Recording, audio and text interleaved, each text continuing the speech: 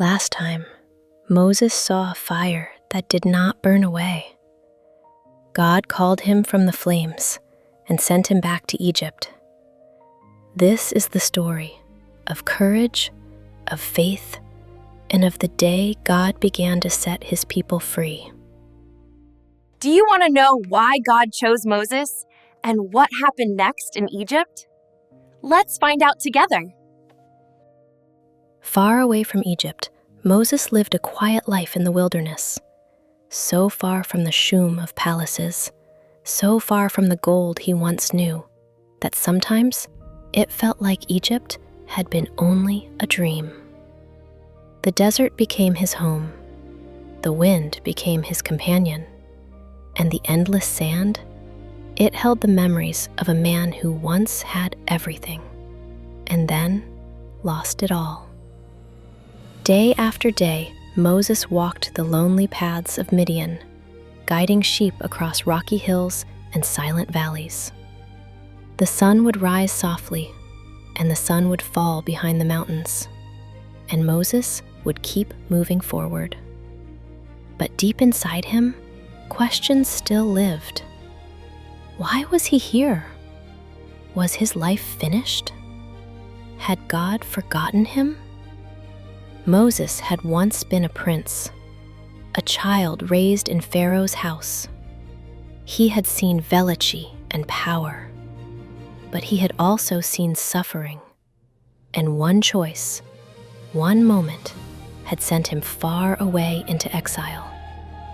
Now he was only a shepherd, not powerful, not famous, just a man searching for peace in the wilderness. And then, Moses wandered near a mountain called Horeb. The air was strangely still. Even the sheep moved quietly. Then Moses saw it, a small bush glowing in the distance. Fire danced upon its branches, bright and alive, but the bush did not burn away.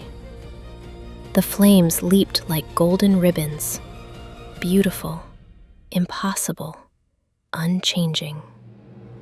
Moses stopped. His heart began to race. This was no ordinary fire. Step by step, he drew closer, unable to look away from the miracle. The closer he came, the more the light surrounded him, not with danger, but with holiness, as though the desert had become sacred ground. And there, in the silence of the wilderness, Moses stood before something sacred. Then, from the flames, a voice spoke, "Moses, Moses." Moses froze. The desert was silent, yet the voice filled everything. "I am here," he whispered. And God said, "Do not come closer. Take off your sandals, for the place where you stand is holy ground." With trembling hands, Moses obeyed. Barefoot upon the stones, he bowed his head. And God spoke again. "I am the God of your fathers, the God of Abraham, Isaac, and Jacob." Moses covered his face. How could this be? Why would God speak to him, here in the wilderness? Then the Lord revealed his heart. He had seen the suffering of his people in Egypt. He had heard their cries in the night. He had not forgotten them. And Moses realized this fire was not only a wonder, it was a calling. God was sending him back. Moses trembled. "Who am I," he asked softly, "that I should go to Pharaoh and bring the Israelites out of Egypt?" But God answered with words stronger than fear. "I will be with you." Not a promise of an easy road, but a promise of presence. Still, Moses worried. What if the people ask me, "What is his name?" In that moment, Moses understood.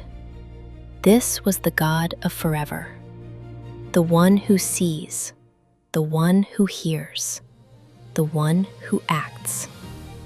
And Moses knew his quiet life was ending because God was sending him back to Egypt. Moses did not stay on the mountain because God's call was not to remain, but to go. The desert road ahead was long. His heart was heavy because it would lead back into his past. At last, Moses returned home. He told his family quietly, "God is sending me back to Egypt." Love and fear stood together because obedience is never easy. And so Moses began the journey back toward the land of Pharaoh. Day by day, the wilderness changed. The air grew warmer. And then Moses saw Egypt again. The great kingdom stood shining with temples and statues, proud, unchanging, as if it believed no power could ever that challenge it. Aaron, his brother, stood beside him. Together, they spoke to the elders of Israel. Hope returned to weary hearts.